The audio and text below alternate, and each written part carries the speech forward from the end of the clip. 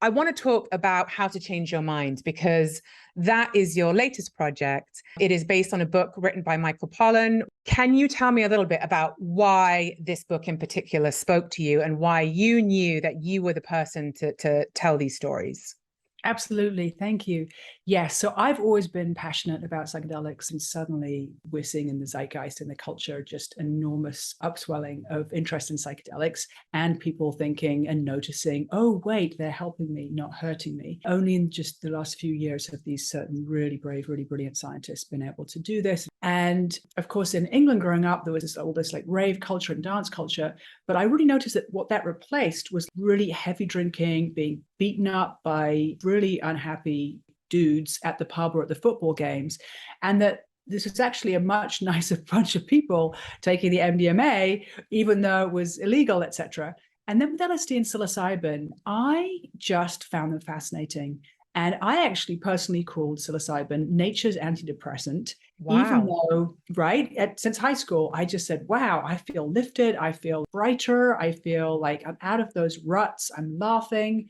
I hadn't even noticed that I was a bit in a rut. And suddenly I'm brightened up. And I didn't use them too much. Actually, in retrospect, I wished I'd used them a lot more. And so when this research started really popping, and Michael Pollan, this wonderful author, had written a piece in the New Yorker that came out in February 2015. That's right.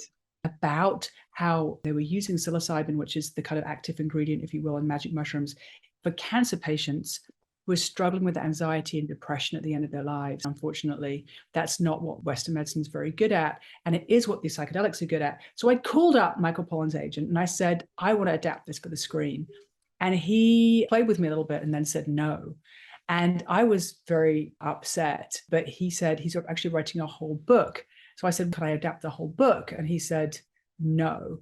And my representative said, actually, you're kind of up against kind of a sexist situation with that one. And I don't think you're going to win that battle, Lucy. I don't think you should hold out hope on that project coming around when he's written. Why was it a sexist situation? My reps said that his reps, or his agent in particular, was not known woman to be friendly. And it would seem like an uphill battle that I would be the person to direct it. As fate would have it, I met Michael in a very strange context, ayahuasca circle in Marin County, California. And I said, hey, Michael Pollan, that's a coincidence. And I'm a big fan. And we got chatting. In talking to him, we really hit it off. And then a month later, we kind of became conference buddies and had lunch a couple of times. And he was still writing his book. I kept thinking, wow, his book's going to be huge. His book's going to be the book because he's got such a lovely, trusted voice. He actually went and experienced all these different psychedelics and documented his own journey, which is fascinating because it's firsthand experience. Exactly. So he's very relatable for a lot of people who are really curious about what that experience might bring them, but have been very hesitant to try. So he wrote this fantastic book, but I knew it was going to be really popular before he did. And I said, Michael, this book's going to be huge. He's like, no, it's kind of obscure. I'm like, yeah, but look, the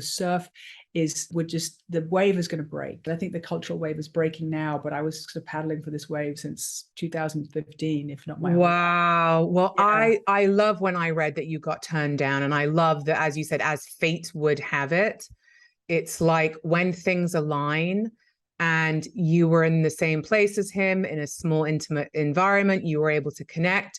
It was like, that was your film to make. Thank you for noticing the persistence, because a lot of things are persistence and not being afraid when the door says no, but just doing what feels right anyway, even if the first door isn't open. And that's how the big things work out, I think, for sure. Yeah, definitely.